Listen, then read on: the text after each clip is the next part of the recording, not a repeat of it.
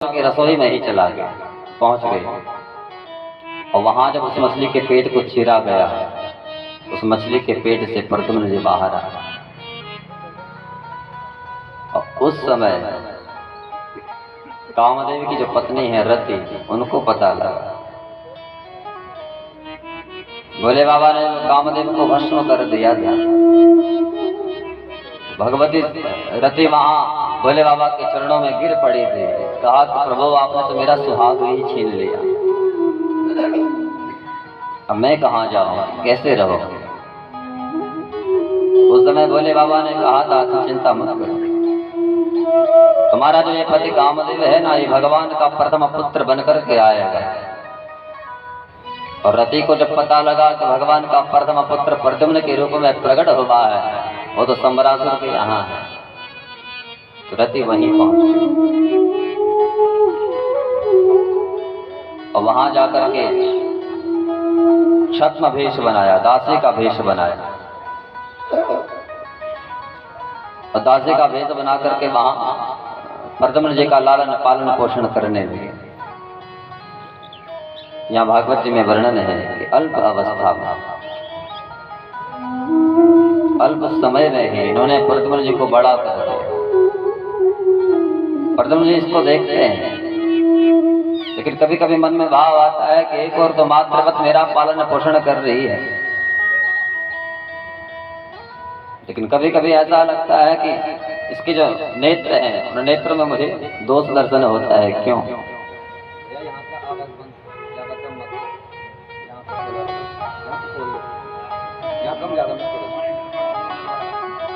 थोड़ा बढ़ाओ।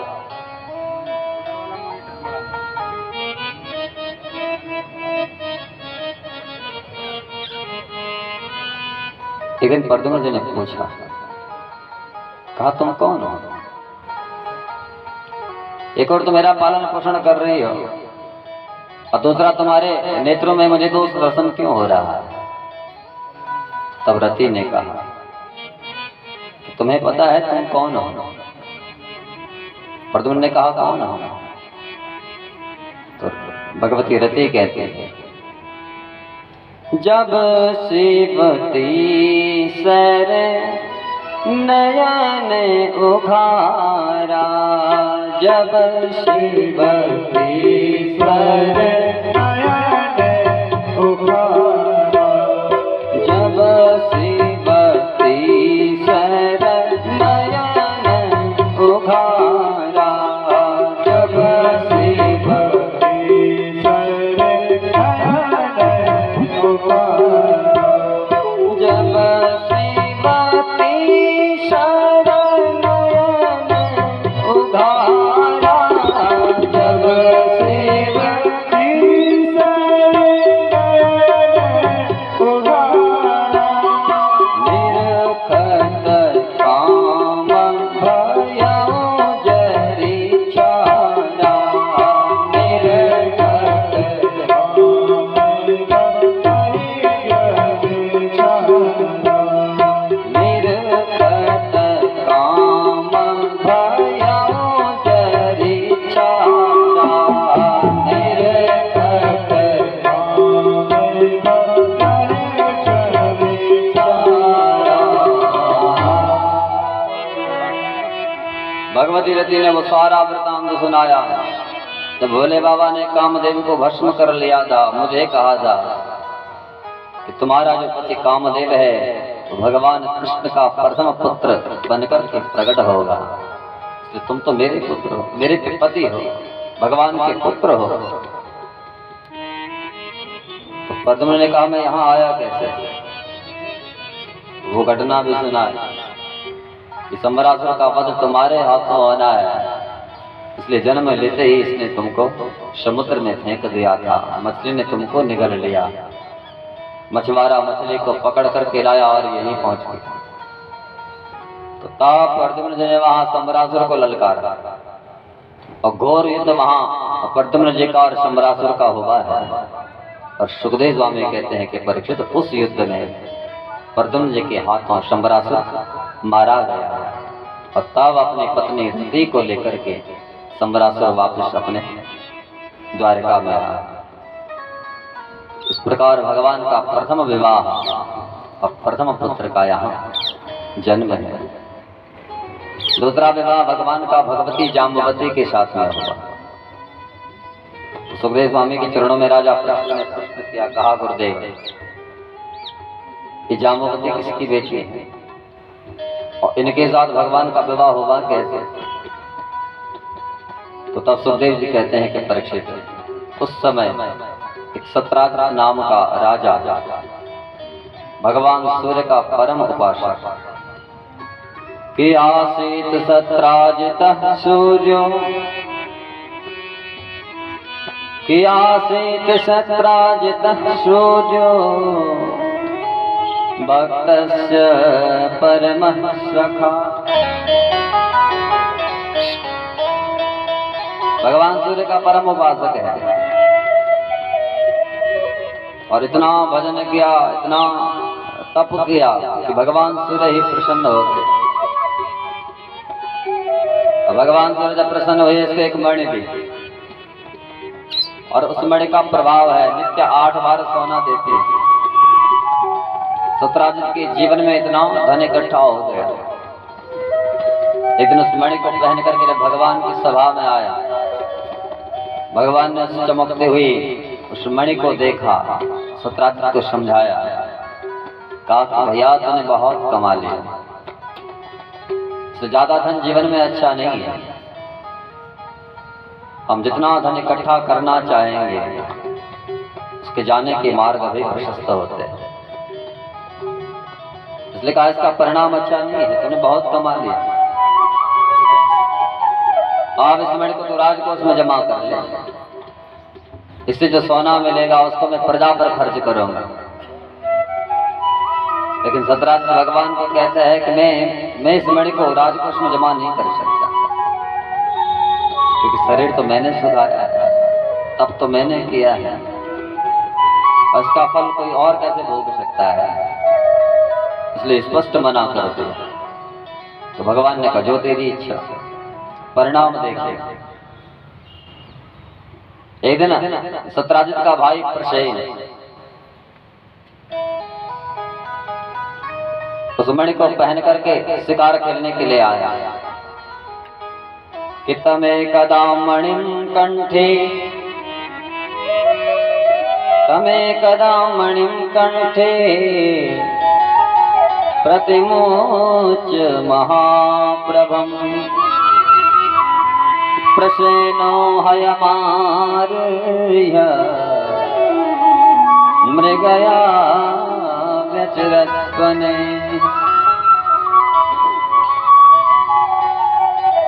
उस मणि को पहन करके जब जंगल में आए, एक शेर ने उस चमकती हुई वस्तु को देखा। शेर गया, सत्राजित यहाँ प्रसेन के साथ युद्ध करने लगा। अंत में शेर ने प्रसेन को ही मार लिया। जिस घोड़े पर बैठा था वो घोड़ा भी मार दिया। ये चमकती हुई जो मणि है शेर के पंजों में अटक गई। शेर जब चलने लगा तो आगे जामवंत जी की गुफा है, और जामवंत जी ने शेर के पंजों में चमकते हुए उस वस्तु को देखा, उस मणि को देखा। तो जामवंत जी आए और शेर के साथ युद्ध किया। बाद में जामवंत जी ने यहाँ शेर को ही मार दिया।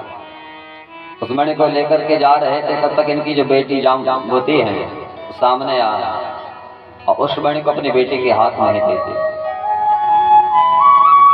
भगवती जाम्बवती उस मणि के साथ खेलती है। इधर जब रात्रि पर्यंत प्रसेन घर वापस नहीं आया तो सत्राजित के अंदर भाव आया कि मेरा भाई उस मणि को पहन करके गया था, लेकिन गया कहाँ, वापस तो लौटा ही नहीं। तो जब अपने भाई को ढूंढने के लिए गए तो वहां क्या देखते हैं कि भाई भी मरा हुआ है।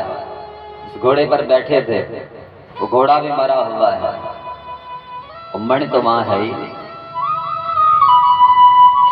तो सत्राजित के अंदर भाव आया कि ऐसा तो नहीं कृष्ण ने मणि के लोभ में मेरे भाई को मार दिया हो।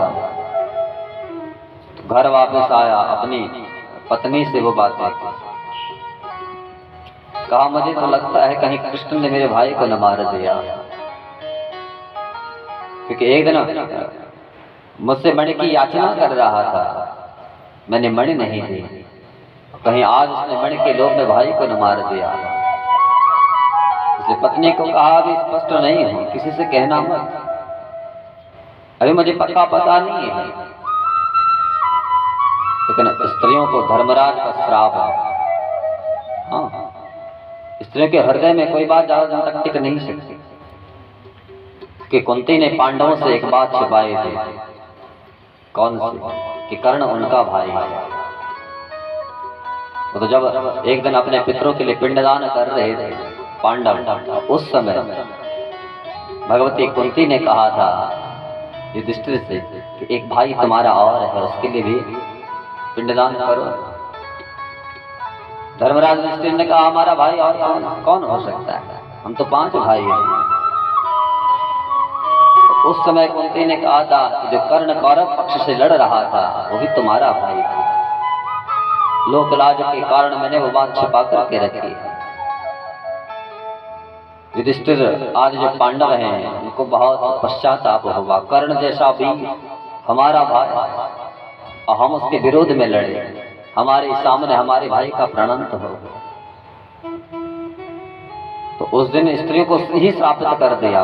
कहा कि माँ तुमने ये इतनी गंभीर बात हमसे छुपाई है, इसलिए मैं ही स्त्रियों को श्रापित करता हूँ कि किसी के हृदय में कोई बात ज्यादा दिन तक टिके।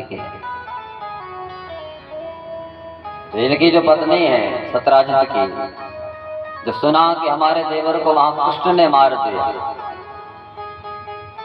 और सत्राजित कहते हैं किसी से कहना मत। एक दिन चुप रही, 2 दिन चुप रही, लेकिन तीसरे दिन पड़ोसन को बुलाया और वो सारी घटना उनको सुनाई। पड़ोसन ने जाकर के पड़ोसन से कही, और चलते चलते यहाँ भागवत जी में लिखा है करने करने जपन जना, कानों कान ये खबर भगवान तक पहुंची। और भगवान के अंदर भाव आया कि मैंने तो अच्छा कलंक मोल लिया। मैं तो उसको समझा रहा था और उसने मुझको भी नहीं छोड़ा, मुझ पर ही चोरी का आरोप लगा दिया, मुझ पर ही दोषारोपण कर दिया।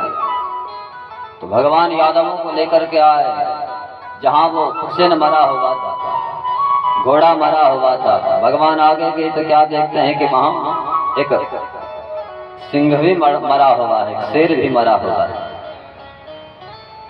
लेकिन मणि कहीं नहीं। अचानक भगवान की दृष्टि पड़ी जामवंत जी की गुफा पर। क्या देखते हैं कि एक कन्या वहां उस मणि के साथ खेल रही है। भगवान ने यादवों को कहा कि देखो मणि तो वहां है, और सत्राजित ने मुझ पर ही कलंक लगाया। तो भगवान जैसे उस गुफा के पास में आए, अपरिचित व्यक्ति को देख करके कि कन्या अंदर प्रविष्ट हुई। भगवान ने यादवों को कहा तुम बाहर रहो, मैं अंदर से मणि लेकर के आता। और कदाचित बाहर नहीं आ पाया तो फिर ये समझ लेना अंदर कोई हिंसक जीव है, उसने मेरा भक्षण कर दिया है। तो भगवान जब अंदर आकर के क्या देखते हैं, वहां तो जामवंत जी बैठे हैं। भगवान ने मणि की याचना की तो जामवंत जी ने देने में आनाकानी कर दी। तो भगवान का और जामवंत जी का वही घोर युद्ध हुआ। मार मार करके जामवंत जी की भगवान ने नस नस पीली कर दी। जामवंत जी के अंदर भाव आया, ऐसी मार मारने वाला तो मेरा राम था, कि ऐसा तो नहीं, कृष्ण ही, राम ही कृष्ण बनकर के आए हैं। तुरंत खड़े हुए, भगवान को प्रणाम किया, अपने अपराधों की क्षमा मांगी। कहा कि प्रभु मैं तो आपको पहचान ही नहीं पाया। भगवान ने कहा अब पहचान लिया तो ये मणि मुझे दे दे, क्योंकि मुझ पर कलंक लगा हुआ है, उस कलंक को मुझे मिटाना है।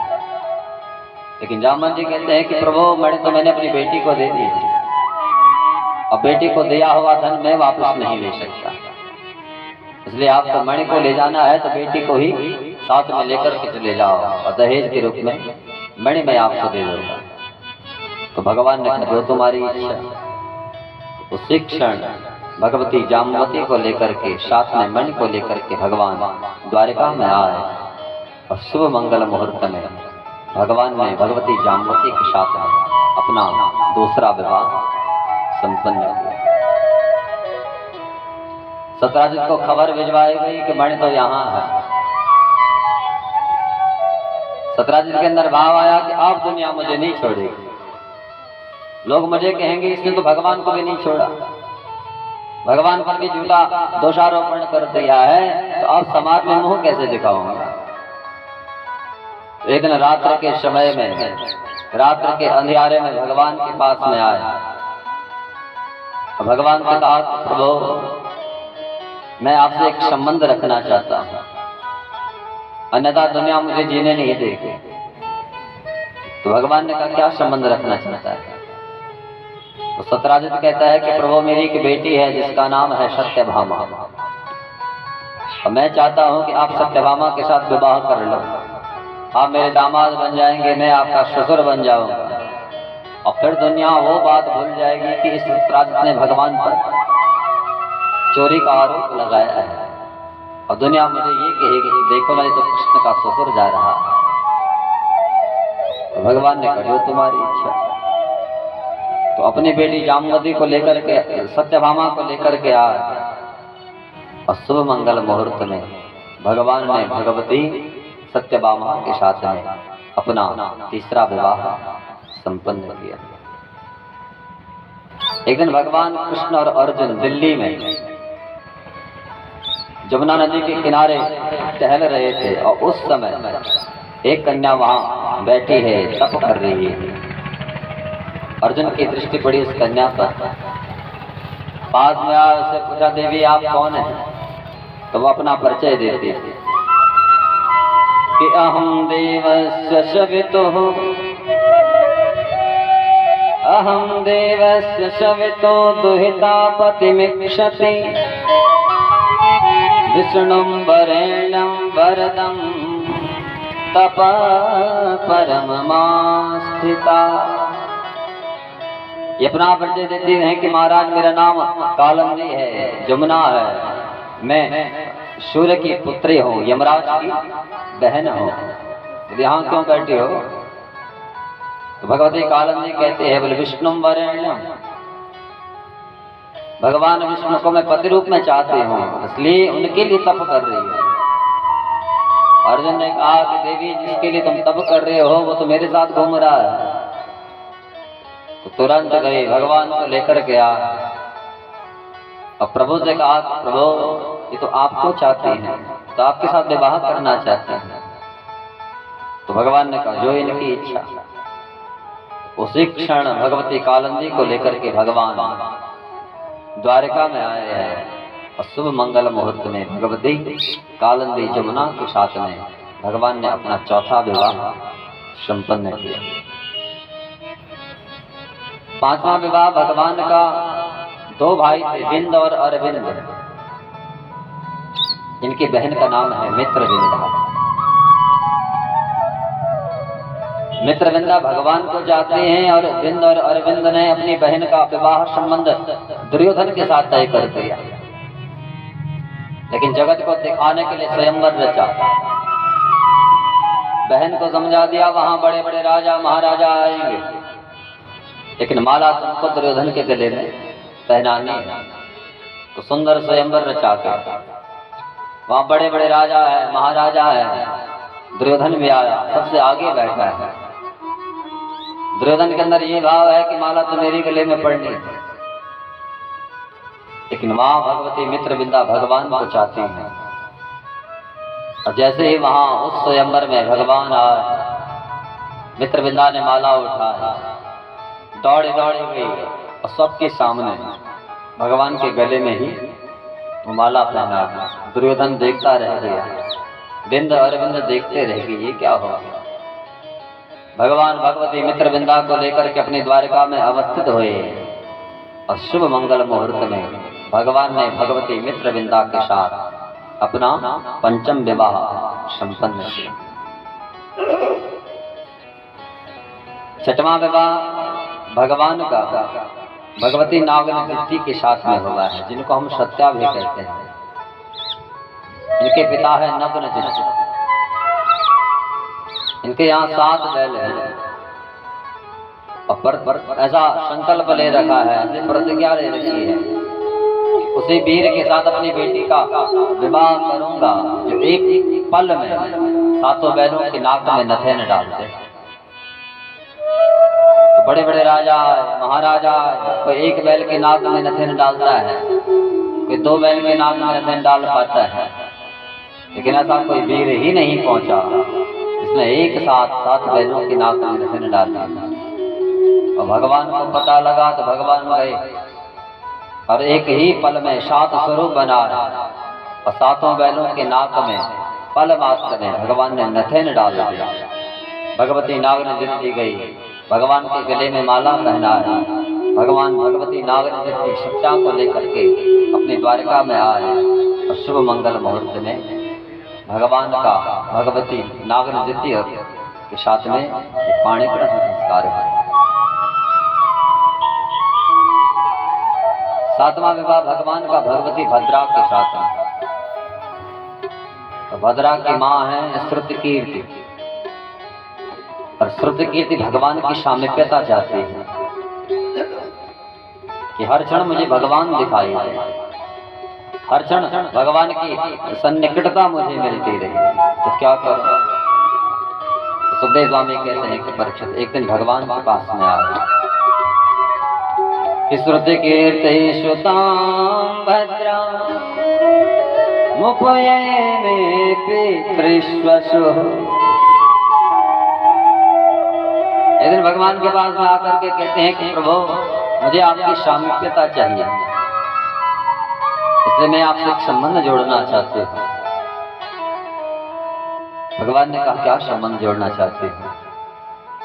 तो भगवती श्रुतिकीर्ति कहती हैं कि प्रभु मेरे घर में एक बेटी है जिसका नाम है भद्रा, और मैं चाहता हूँ कि उस भद्रा के साथ आपका विवाह हो जाए, मैं आपकी सासू माँ बन जाऊंगी और नित्य आपका दर्शन करती रहूं। तो भगवान ने कहा जो आपकी इच्छा। तो कालांतर में भगवती भद्रा के साथ में भगवान का शुभ मंगल मुहूर्त में 7वां विवाह पूर्ण हो। 8वां विवाह भगवान का लक्ष्मणा के साथ में हुआ। इनके पिता ने ऊपर एक मछली को टांक रखा है, नीचे एक जल का कलश है, और प्रतिज्ञा ले रखी है उस वीर के साथ अपनी बेटी का विवाह कराऊंगा जिस कलश में उस मछली की आंख को देखे, और कलश में देखते ही ऊपर टकी हुई जो मछली है उसकी आंख का भेदन करते। तो बड़े बड़े वीर आए, लेकिन कोई इस मछली की आंख का भेदन नहीं कर पाया। बाद में भगवान को पता लगा, भगवान आए, क्षण मात्र में भगवान ने उस कलश में मछली की छाया देख कर उस मछली की आंख का भेदन किया, और भगवती लक्ष्मणा को लेकर के अपने द्वारका में अवस्थित हुए। इस प्रकार भगवान के ये 8 विवाह संपन्न। तो पहला विवाह हुआ किससे? रुक्मणी के साथ। दूसरा विवाह जाम्बवती के साथ। तीसरा विवाह तो सब बोल गए सत्यभामा के साथ में। चौथा विवाह भगवती कालिंदी के साथ में। 5वां विवाह मित्रबिंदा के साथ में। 6वां विवाह सत्या नागन जित्ती के साथ में। 7वां विवाह भद्रा के साथ में। 8वां विवाह लक्ष्मणा के साथ में। लेकिन भगवान के कुल विवाह कितने हुए? 16,108। अभी तो 8 ही हुए। उस समय एक भौमासुर नाम का असुर था जिसने चराचर जगत के राजाओं को पराजित कर रखा है और उनकी कन्याओं को उठा करके अपने यहाँ कारागार में कैद कर रखा है। और चलते चलते इसके कारागार में 16,100 राजकन्याएं वहां इकट्ठा हो गई। और इसने भी संकल्प ले रखा है एक ही मुहूर्त में इन सब के साथ में विवाह करूं, लेकिन वो मुहूर्त कभी आया ही नहीं। कभी 2 के साथ मुहूर्त मिलता है, कभी 4 के साथ मिलता है, लेकिन वो समय नहीं आया कि उन 16,100 राजकन्याओं का इसके साथ एक ही मुहूर्त मिल जाए।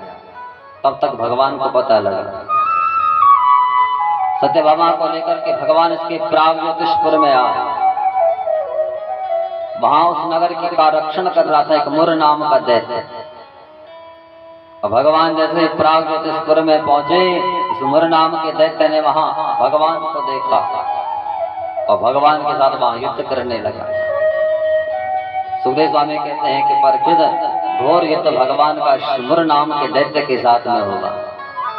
बाद में भगवान ने इसके सिर को काट करके ही काशी में फेंक दिया और तब से भगवान का एक नाम पड़ा, मुरारी। बोले मुरारी भगवान की जय।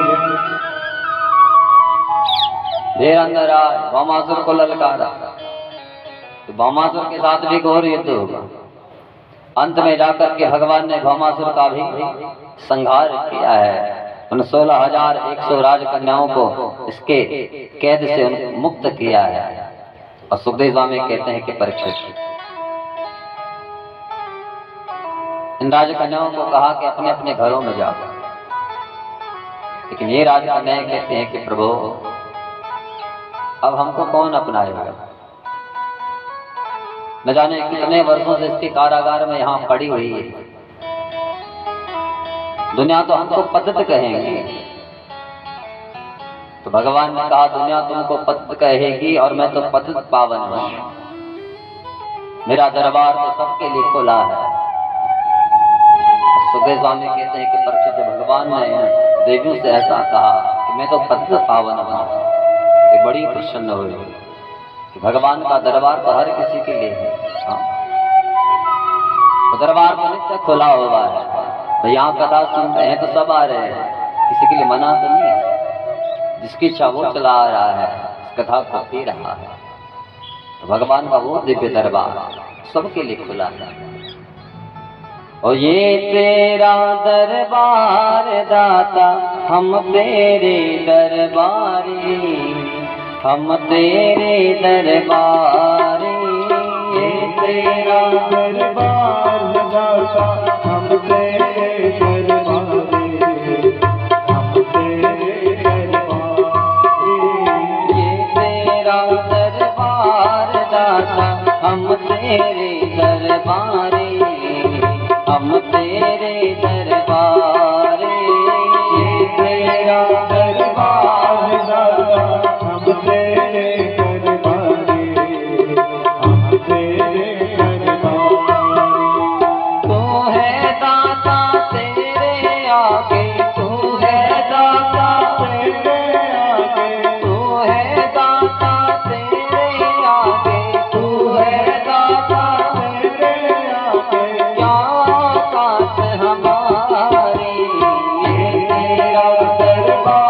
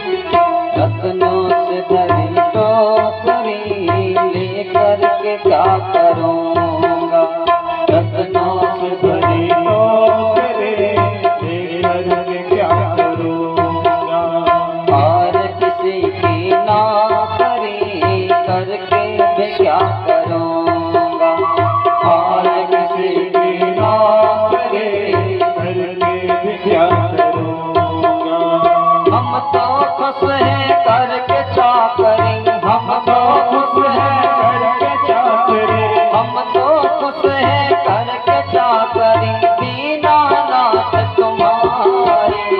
ये तेरा दरबार दाता हम तेरे दरबारी, हम तेरे दरबारी। तेरा दरबार दाता हम तेरे दरबारी, हम तेरे दरबारी।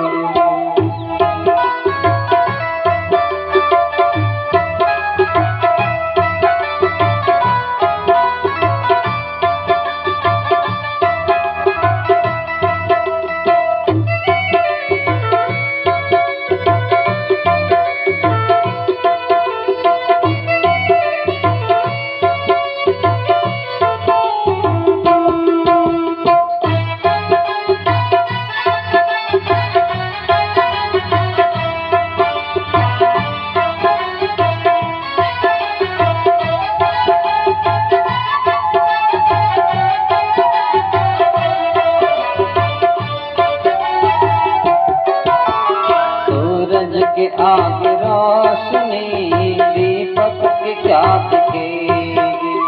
सूरज के आगे रोशनी दीपक के क्या दिखेगी।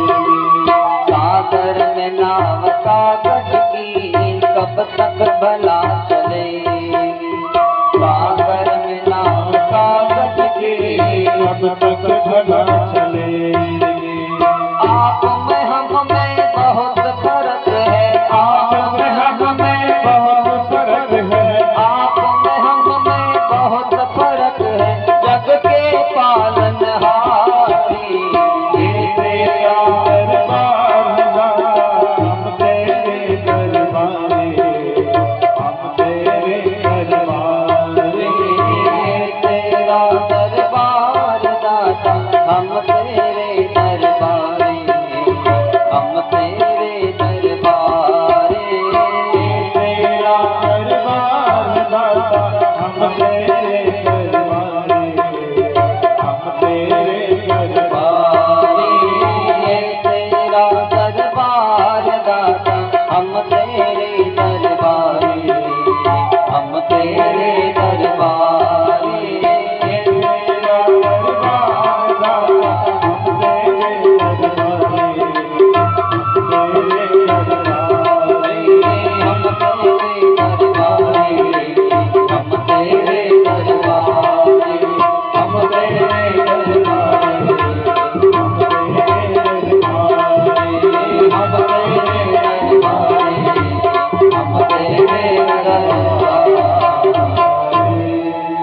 वृंदावन बिहारी लाल की जय। भगवान ने कहा मैं तो पतित पावन हूँ। तो उन 16,100 राजकन्याओं को लेकर के भगवान द्वारिका में आए। और द्वारिका में आकर के भगवान ने एक ही मुहूर्त में उन सभी 16,100 राजकन्याओं के साथ एक ही मंडप में पाणिग्रहण संस्कार किया। इस प्रकार भगवान के 16,108 विवाह संपन्न हुए। कालांतर में प्रत्येक रानी के गर्भ से भगवान की एक एक बिटिया का जन्म है। तो 16,108 भगवान की पत्नियां हैं और 16,108 भगवान की बेटियां हैं। प्रत्येक रानी के गर्भ से भगवान के 10-10 बेटा हुए। तो कितना बड़ा भगवान का परिवार था, गुणा कीजिए। 1,61,080 भगवान के अपने बेटा हैं, उनके भी विवाह हुए। फिर पौत्र आए और चलते चलते भगवान का परिवार इतना बढ़ गया कि भगवान का अपना ही परिवार जो आज भारतवर्ष की जनसंख्या है उससे आधा 56 करोड़ भगवान का अपना परिवार इतना बृहद, इतना फैल गया। और इतने उस बृहद परिवार में भगवान रहते कैसे हो? 16,108 भगवान की अपनी पत्नियां हैं उन्हीं के मध्य में भगवान रहते कैसे होंगे? कभी कोई रूठती होगी, हाँ, कभी किसी को मनाने में दिवस बीत जाता होगा,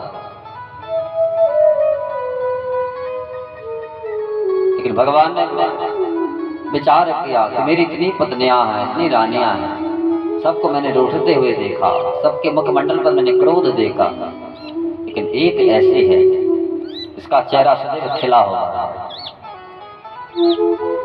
उसके मुखमंडल पर मैंने कभी क्रोध नहीं देखा, वो है रुक्मणी।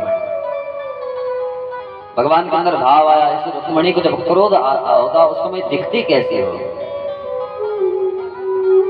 एक दिन भगवान ने सुंदर नाटक किया। पूर्व काल में कोप भवन हुआ करते थे, और उन कोप भवनों में वही स्त्री जाती थी जिसको जो राजा से नाराज है, और वहां बैठ जाती थी, और राजा जब देखता था तो समझ जाता था आज थोड़ा क्रोधित है, लेकिन वहां उस समय उस कोप भवन में भगवान पहुंच गए। रुक्मणी ने देखा भगवान वहां कोप भवन में बैठे। रुक्मणी के अंदर भाव आया, हमने ऐसी क्या गलती कर दी कि भगवान को वहां कोप भवन में जाना पड़ा।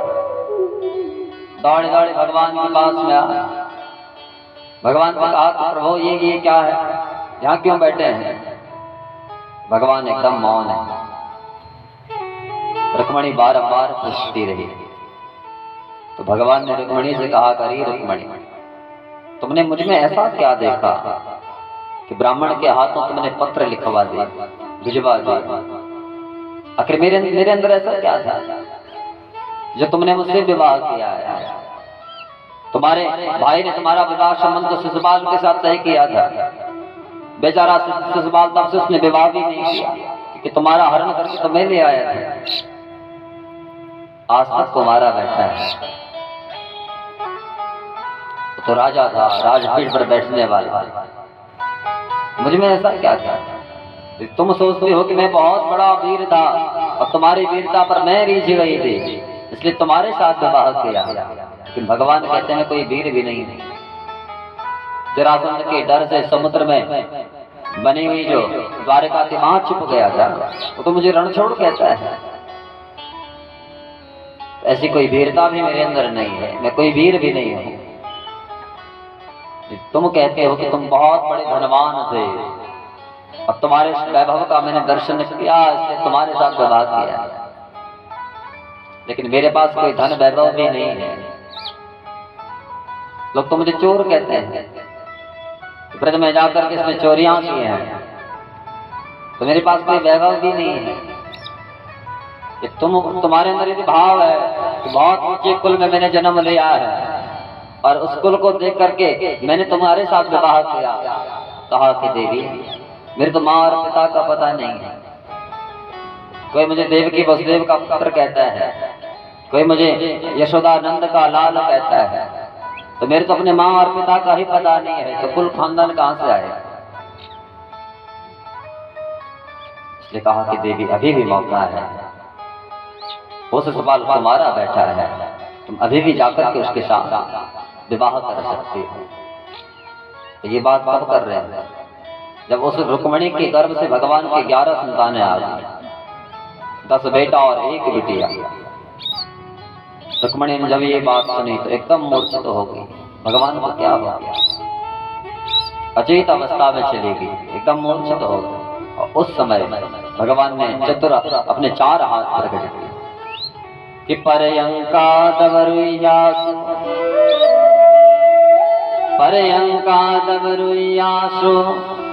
कामोत्थाप्य चतुर्भुज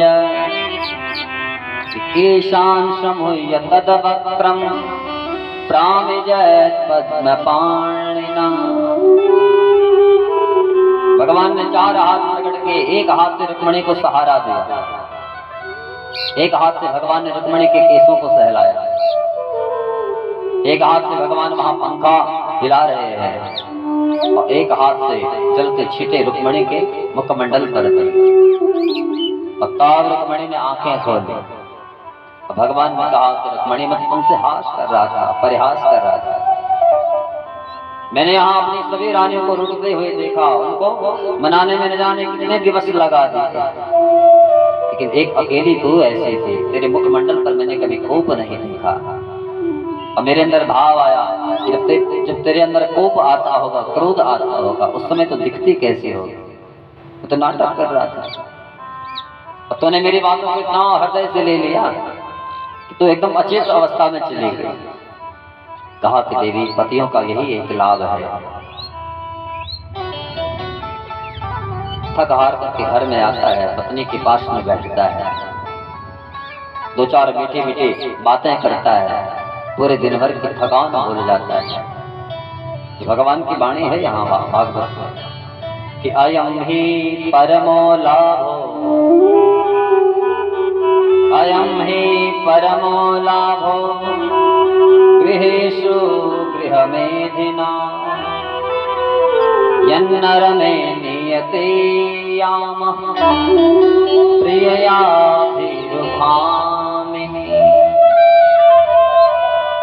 भगवान कहते हैं कि देवी, हम पुरुषों का यही लाभ है, अपनी पत्नी के पास में बैठ करके जब दो चार हास प्रहास की बातें करते हैं तो दिन भर की पूरी थकान मिट जाती है, दिन भर में क्या क्या सब भूल जाता है। और मैं तुमसे ये वही हास कर रहा था, वही प्रयास कर रहा था, और तुमने मेरी इन बातों को इतना हृदय से ले लिया। तब रुक्मणी को पक्का विश्वास हुआ कि हाँ, मजाक करते हैं। अन्यथा रुक्मणी कहते हैं कि प्रभु, मुझे तो लगा था कि आप पागल तो नहीं हो गए, 11 संतानें मेरे गर्भ से आ गई, तब ये बातें कर रहे हैं। तब भगवान ने रुक्मणी को अपने हृदय से लगाया है। सुखदेव स्वामी कहते हैं कि परीक्षित, आगे प्रद्युम्न के बेटा है अनिरुद्ध, जिनके विवाह में भगवान कृष्ण और भगवान शंकर का युद्ध होगा। परीक्षित ने कहा कि गुरुदेव, दोनों तो एक दूसरे के इष्ट हैं, फिर इनको यहाँ लड़ने की क्या आवश्यकता पड़ गई? तो सुखदेव स्वामी कहते हैं कि प्रत्येक बाणासुर नाम का असुर, उषा नाम की उनकी बेटी और चित्रलेखा उस साथी सखी है। बाणासुर भगवान शंकर का परम भक्त है। भगवान शंकर ने बाणासुर को झंडा दिया है, कहा है इसको टांग करके रखना, जिस दिन टूटेगा समझ लेना कष्ट आने वाला है, उस दिन मुझे याद करना, तेरा रक्षण करने के लिए मैं आऊंगा। तो बाणासुर ने वो झंडा अपने महलों के ऊपर टांग कर रखा है। इधर बाणासुर की बेटी है उषा, चित्रलेखा के साथ में रहते हैं एक ही कक्ष में। एक दिन रात्रि में स्वप्न देखा, स्वप्न में किसी पुरुष के साथ विवाह हो गया, समागम हो गया। आंखें खुली तो चित्रलेखा को वो बात बता और मन में ठान लिया कि उसी पुरुष के साथ में विवाह करूंगी जिसको मैंने स्वप्न में देखा है। चित्रलेखा बड़ी मायावी है। इन्होंने संसार के पुरुषों के चित्र बनाने प्रारंभ किए और जैसे भगवान कृष्ण का चित्र बनाया और उषा को दिखाया कि यही है। भगवती उषा ने देखा, बोले हैं ये नहीं, लेकिन शक्ल इनसे मिलती है। फिर भगवान कृष्ण के पुत्र प्रद्युम्न का चित्र बनाया, क्या यही है? अब और लज्जित होने लगे, शक्ल तो बिल्कुल इनसे मिलती है लेकिन ये भी नहीं है।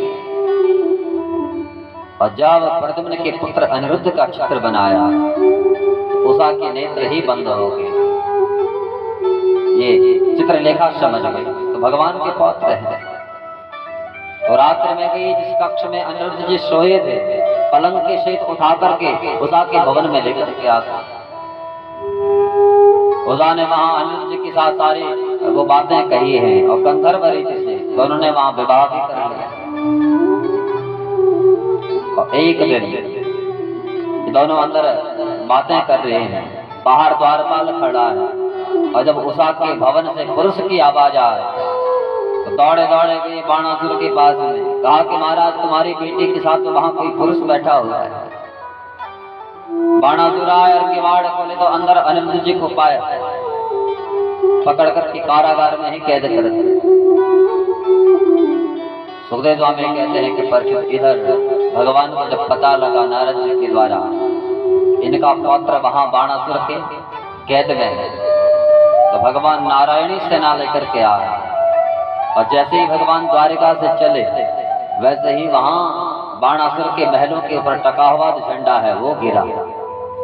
बाणासुर समझ गया मुझ पर कष्ट आने वाला है, तुरंत भोले बाबा को पुकारा तो भोले बाबा वहां डॉडीवान बन करके आ गया, द्वारपाल के रूप में खड़े हैं। इधर भगवान कृष्ण अपनी नारायणी सेना को लेकर के आए और वहां जाकर के भोले बाबा को देखा। भोले बाबा ने भगवान कृष्ण का दर्शन किया। भोले बाबा ने पूछा कि प्रभु यहाँ क्यों आए हो? भगवान कृष्ण ने कहा कि ये बाणासुर, इसने मेरे पौत्र को अपने कारागार में कैद करके रखा है, इसलिए इसके साथ लड़ने आया। लेकिन प्रभु तुम क्यों आए हो? भगवान शंकर ने कहा जिससे तुम लड़ने आए हो उसको बचाने में आया। जब ऐसे संवाद होगा तो दोनों में युद्ध होगा, लेकिन दोनों परास्त नहीं हो पाए। बाद में दोनों ने अपने अपने ज्वरों को भेजा। वैष्णव ज्वर और माहेश्वर ज्वर आपस में टकराने लगे। तब भी जब पराजय नहीं हुई तो अंत में भगवान कृष्ण ने जिम्हणास्त्र का प्रयोग किया, जमाही। भोले बाबा पर जब उस जिम्हणास्त्र का प्रयोग किया तो भोले बाबा तो चुटकियां बजाते रह गए और भगवान कृष्ण को मौका मिला और तुरंत अंदर आए। वहां जहां बाणासुर बैठा है, 1000 हाथ हैं इसके मां कोटरा नग्न अवस्था में भगवान के सामने खड़ी हो गई, नेत्र बंद कर दिए। भगवान सुदर्शन को आज्ञा दी, बाणासुर के हाथों को काटना प्रारंभ कर दिया और केवल जब 4 हाथ बचे तब तक भोले बाबा कहा प्रभु ये क्या कर रहे हो? मेरे ही सामने मेरे भक्त को मार रहे हो, दुनिया मुझे क्या कहेगी? उसका रक्षण करने वाला वही था और फिर भी अपने भक्त को बचा नहीं पाया। बाणासुर लज्जित हो रहा है, मेरे 1000 हाथों को काट लिया, मैं कुछ नहीं कर पा रहा। लेकिन भगवान कृष्ण भोले बाबा से कहते हैं कि प्रभु आपको पता है ये बाणासुर कौन है? अरे तो मेरे भक्त प्रहलाद के वंश का है। जब मैंने हिरण्यकश्यप को मारा था उस समय प्रहलाद को वचन दिया था, आज हिरण्यकश्यप को प्राण दंड दिया है, मृत्यु दंड दिया है, लेकिन आज के बाद तेरे कुल में उत्पन्न किसी भी जीव को मैं मृत्यु दंड नहीं दूंगा। इसलिए इस बाणासुर को मैं मार ही नहीं सकता, इसको मैं मृत्यु दंड दे ही नहीं सकता। भोले बाबा ने कहा फिर ये हाथ काट करके क्या बताना चाहते हो? भगवान ने कहा 1000 हाथों को लेकर के बड़ा स्वरूप लगता था, अब देखो ना अब तो मैंने अपना स्वरूप इसको दे दिया है। 4 हाथ मेरे हैं, 4 हाथ इसके शेष हैं, इसलिए अपना शारूप्य मैंने इसको दिया है। बाणासुर लज्जित होकर के भगवान के चरणों में गिरा, तुरंत कारागार में जाकर के अनिरुद्ध जी को उस कैद से मुक्त किया, लेकर के आए अपनी बेटी और अनिरुद्ध जी को और भगवान के हाथों में उनको सौंपा है। अपने पौत्र वधू को लेकर के भगवान अपने नारायणी सेना के सहित द्वारिका में अवस्थित हुए। एक दिन भगवान अपने पुत्र पौत्रों के साथ बाग में खेल रहे हैं और खेलते खेलते गेंद वहां एक कुएं में चली गई और भगवान के पुत्र पौत्र जैसे उस गेंद को लेने के लिए वहां आए तो वहां क्या देखते हैं, गिरगिट पड़ा हुआ है, ककलाश पड़ा हुआ है। दौड़े दौड़े भगवान के पास में आए, कहा कि प्रभु वहां पे ककलाश है, गिरगिट है।